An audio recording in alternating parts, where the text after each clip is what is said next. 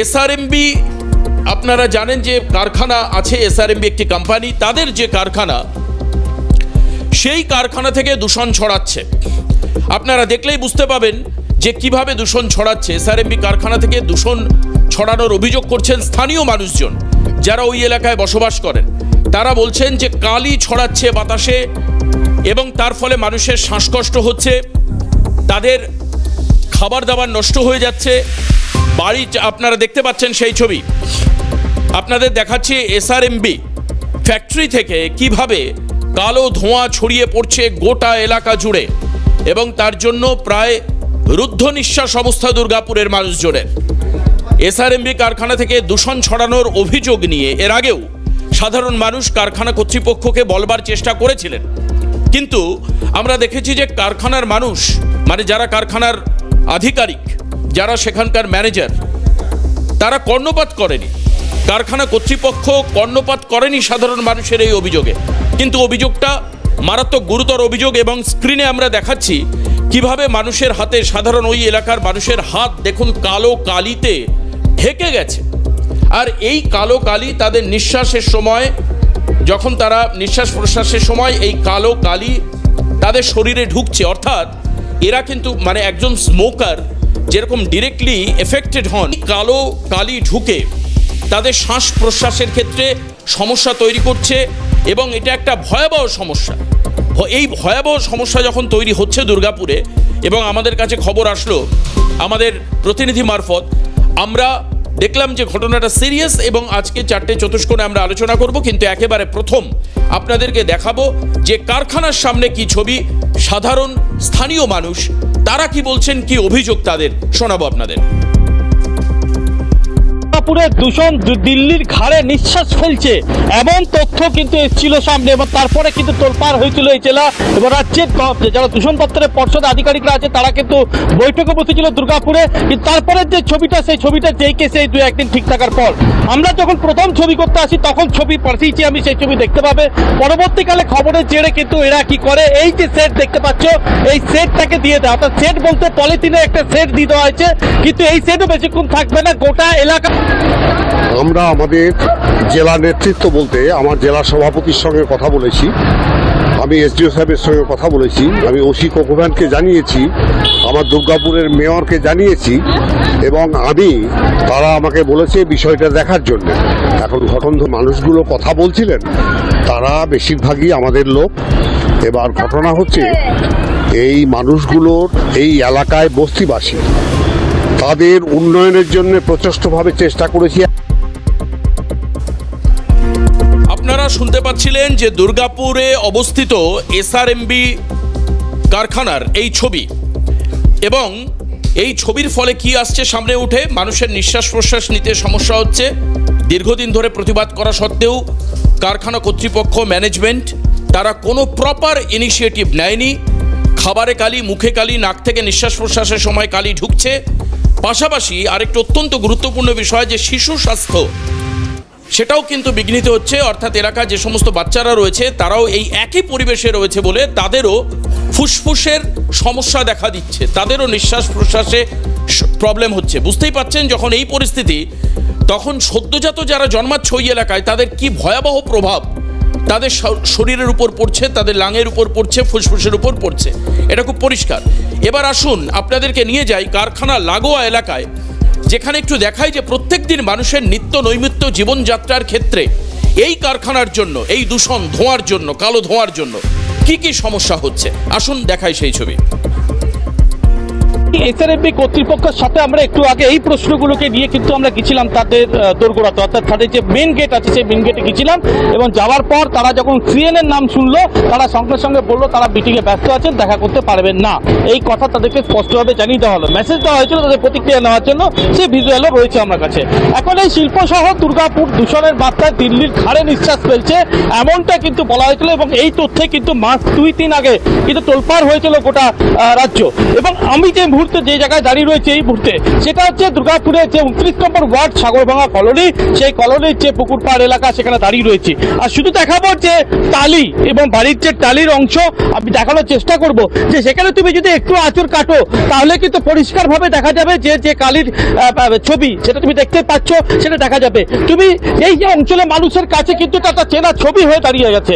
এবং আমরা যদি এখানে ইট, অর্থাৎ যে ইট ফেলা আছে রাস্তার উপর, সেই রাস্তার পাশে যে কারখানা তার যে ইট ফেলা আছে, সেখানেও তুমি যদি দেখো যে এই কালি কিন্তু অর্থাৎ এই কালির ছবি কিন্তু অনেকটা স্পষ্ট, তুমি বুঝতে পারছো সেই জায়গায়। এরপর তাদের ঘরে ঢোকার একটু চেষ্টা করব, আমরা দেখে নেওয়ার চেষ্টা করব যে কতটা যন্ত্রণার মধ্যে এদেরকে থাকতে হয়। কারখানা গা লাগোয়া অঞ্চল, সে অঞ্চলে কারখানা হয়েছে, তারা চেয়েছে কারখানা হোক, কর্মসংস্থান হবে, কিন্তু যে ছবি আমরা দেখবো, যে তুমি যদি দেওয়ালগুলো তো দেখো একটু, যে দেওয়ালেও কিন্তু দেখবো যে কালির যে প্রলেপ, সে প্রলেপের অংশ কিন্তু পরিষ্কারভাবে রয়েছে এখানে।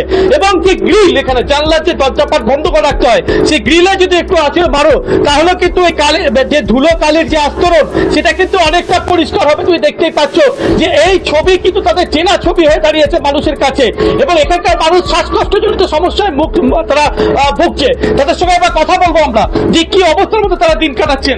যদি বলা হয় যে কি অবস্থার মধ্যে আপনারা দিন কাটাচ্ছেন, খুব অসুবিধায় আছি। কি ধরনের সমস্যা মানে করছেন? এই যে কালি সবসময় উঠছে, রোডের কালি, তোমার এই এসআরএমবির কালি, সবসময় ধুলোর মধ্যে রয়েছি, দিয়ে খুব অসুবিধার মধ্যে আমরা বাস করে আছি। দেখি বলছি বাচ্চা কাচ্চা যেভাবে ঘরে রয়েছে তাদের প্রত্যেকেই স্কিনের ওপরে যে স্কিন ড্যামেজ হয়ে গিয়েছে। এবং এখানে বেশিরভাগই দিচ্ছে অ্যাজমা রোগী, মানে হাঁপানি রোগী। আমি নিজে দেখুন হাঁপানি রোগী, আমি ইনহেলার নিয়ে ঘুরছি আমার হাতে। যে এই যে পলিউশন, এই দেখুন অবস্থা, এই দেখুন হাতের অবস্থা। আমরা সকালবেলা যখন উঠে মুখ ধুচ্ছি, মুখের মধ্যে কালি বেরোচ্ছে। এটা কোন কারখানা? এই যে এসএলএমবি কারখানা বেশি। ম্যানেজমেন্টকে বলা আছে, ম্যানেজমেন্ট তা সত্ত্বেও এই সেট পুরো খুলে আমাদের পুরো কালি ঝুলিতে একাকার করে দিচ্ছে, কিন্তু আমাদের কথা মতো চলছে না। ঠিকাদার হয়ে গেছে। হ্যাঁ, এখানে থাকা যাবে না। খাবার দাবারও তো আপনারা সবই কালি পড়ছে, সবই খাওয়া দাওয়া সবই কালি পড়ে যাচ্ছে। ম্যানেজমেন্টকে বলেছি যদি দুদিনের মধ্যে ব্যবস্থা কিছু না করে আমরা বৃহত্তর আন্দোলনে নামবো। আমরা কোনো রাজনৈতিক ইস্যুতে যাচ্ছি না, আমরা সবাই বস্তি 29 নম্বর ওয়ার্ড সবাই আসবো যাতে এইটাকে রোধ করা যায়। আপনারা এই অংশটুকু শুনে বুঝতে পারলেন যে সাধারণ মানুষ তারা কতটা সমস্যার মধ্যে দিয়ে প্রত্যেক দিন তাদের দৈনন্দিন জীবন যাপন করছেন, সেটা একদম পরিষ্কার।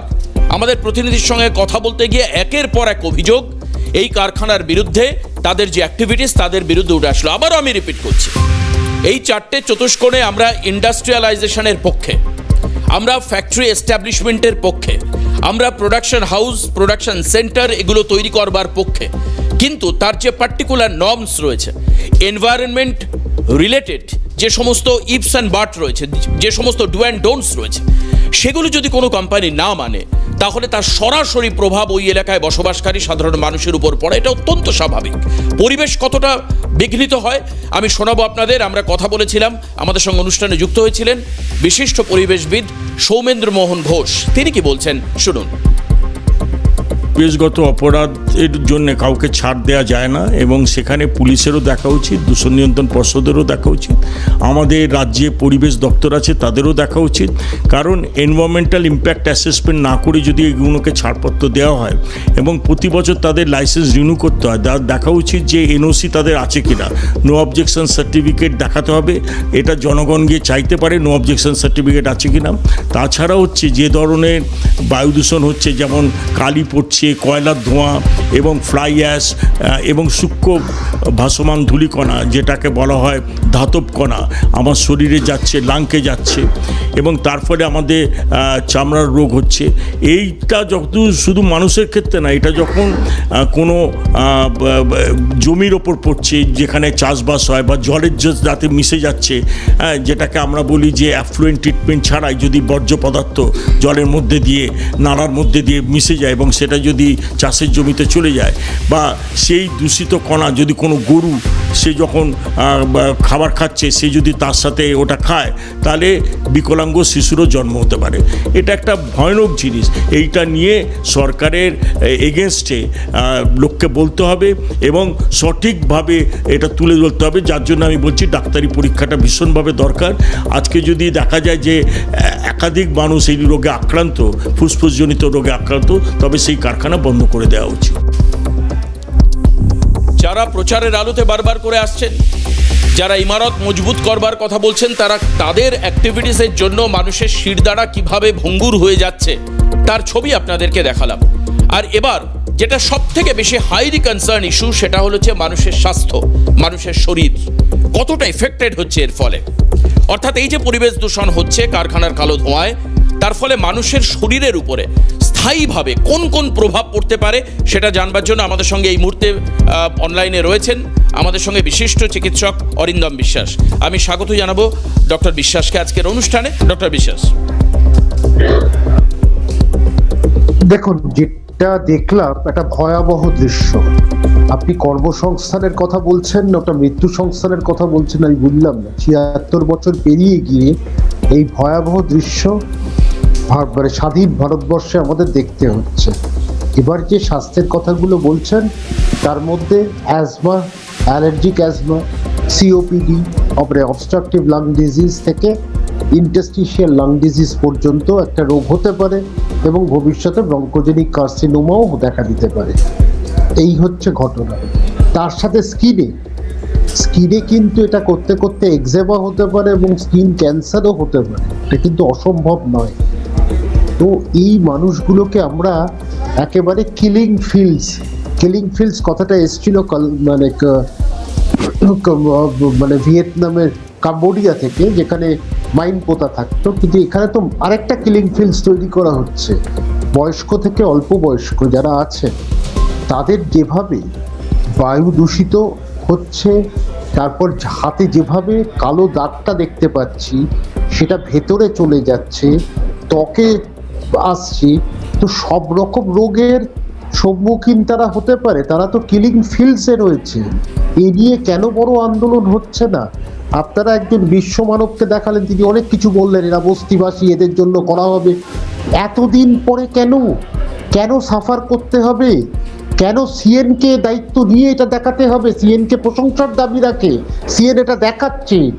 ইউনিয়ন কার্বাইডে এতগুলো লোক মারা গেছিল, তখন থেকেই তো আমাদের শিক্ষাটা নেওয়া উচিত ছিল।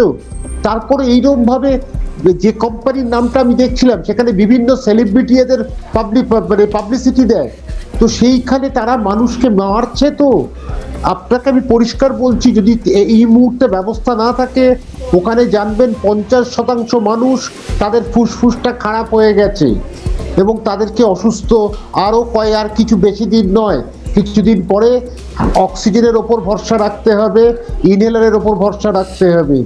এটা অত্যন্ত ভয়াবহ একটা দৃশ্য আপনি আমাকে দেখালেন। ডক্টর বিশ্বাস, আমার দ্বিতীয় প্রশ্ন এটা আপনার কাছে, যে শিশুরাও রয়েছে এবং এলাকার মানুষজন বলছেন যে বাচ্চারাও একই পরিবেশে রয়েছে। আপনি কিলিং ফিল্ডসের কথা বললেন, খুব ডেফিনেটলি তারাও তো সেই একই ফিল্ডের মধ্যে রয়েছে, একই এনভায়রনমেন্টাল সিচুয়েশন তাদেরও প্রত্যেক দিন মানে সাফার করতে হচ্ছে। তাদের উপর প্রভাবটা আরও নিশ্চয়ই মারাত্মক হবে, কারণ আপনি যে বক্তব্য রাখলেন তার ফলে তো খুব স্বাভাবিক যে ব্রঙ্কিয়াল প্রবলেম, অ্যাস্থমা, আপনি একাধিক সমস্যার কথা বললেন, সেগুলো তো আছেই। বাচ্চাদের উপর তার প্রভাব কতটা পড়বে? প্রত্যেক দিন সর্দি কাশি হবে, প্রত্যেক দিন দেখবেন সর্দি কাশিতে ভুগবে, ফুসফুসের অ্যাজমা, অ্যালার্জিক অ্যাজমা শুরু হবে, তারপরে আস্তে আস্তে লাংসটা করতে করতে রেসপিরেটরি ফেইলিওরের দিকে যাবে এবং তার মানে এখন থেকে শুরু হয়ে 12 বছর 15 বছরের মধ্যেই দেখবেন তার পুরোপুরি ইনহেলারের ওপর নির্ভরশীল হয়ে যাচ্ছে। এবং ঘটনার চক্রে এটা পরিষ্কার বলতে খারাপ লাগছে, বাট এটা sarcastic way I am saying, এই বাচ্চাটাকে বারবার পেডিয়াট্রিশিয়ানের কাছে যেতে হবে। বেসরকারি জায়গায় গেলে পেডিয়াট্রিশিয়ান লাভবান হবে, আর সরকারি ওখানে সংখ্যাটা বাড়বে, মানে বাচ্চা যে আক্রান্ত। কিন্তু আপনাকে আমি বলছি, ঠিক মতো যদি সার্ভে হয়, আমার মনে হয় ওখানে 60 থেকে 70% বাচ্চার কিন্তু অ্যালার্জি অথবা অ্যাজম্যাটিক সিমটমস কিন্তু দেখা দেবে। যেভাবে যে দূষণটা হচ্ছে সেটা খুব ডেঞ্জারাস, সেই জন্যই আমি কিলিং ফিল্ডস কথাটা বললাম। ডক্টর বিশ্বাস, একদমই ডক্টর বিশ্বাস, আপনি বলছেন যে রেসপিরেটরি ফেলিওরের দিকে যেতে পারে। পাশাপাশি আরেকটা সমস্যা যেটা আমার প্রতিনিধি জানাচ্ছিলেন আমাকে, সেটা হচ্ছে যে বহু মানুষের চোখ থেকে ক্রমাগত জল পড়ছে।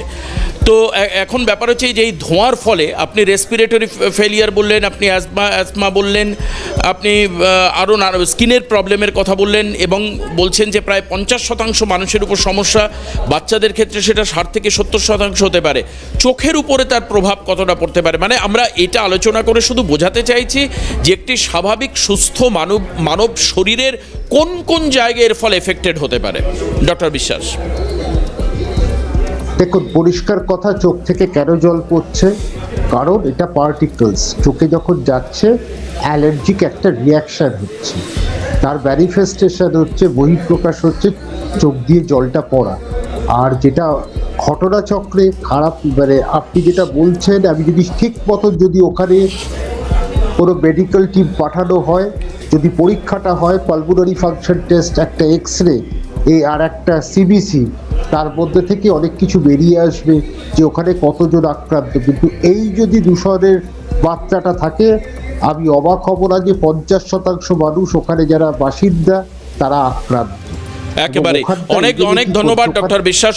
ডক্টর অরিন্দম বিশ্বাস আমাদের সঙ্গে ছিলেন এতক্ষণ ধরে। তিনি একাধিক জায়গা একেবারে প্রিসাইজলি মেনশন করে দিলেন এবং সেই জায়গাটায় দাঁড়িয়ে আমরা এই মুহূর্তে আপনাদেরকে শোনাবো, কারণ যে কোনো ফিল্ডেই রাজনৈতিক প্রতিক্রিয়া থাকবে। এক্ষেত্রে জেলা সাধারণ সম্পাদক তৃণমূলের এবং বিজেপি নেতা তারা কি বলছেন এই বিষয়ে, বিজেপি বিধায়ক তিনি কি বলছেন শোনাবো আপনাদের, শুনুন।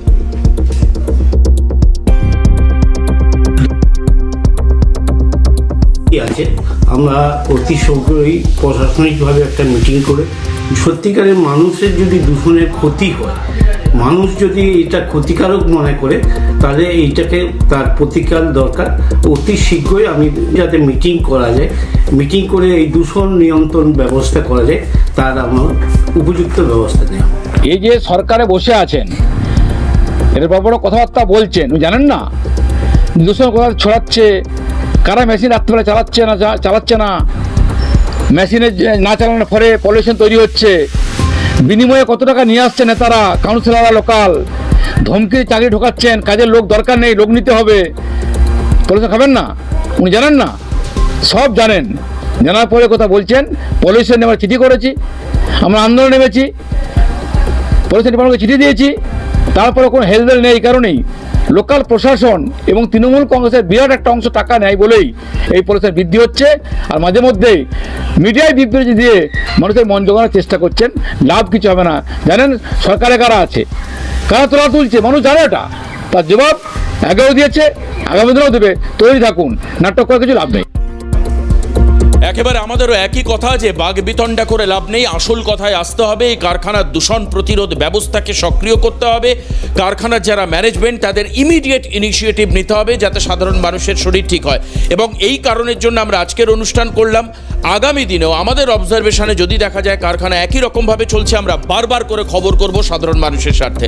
আজকে 4টে চতুষ্কোণ এই পর্যন্তই। পরবর্তী খবরের জন্য নজর রাখুন ক্যালকাটা নিউজে। নমস্কার।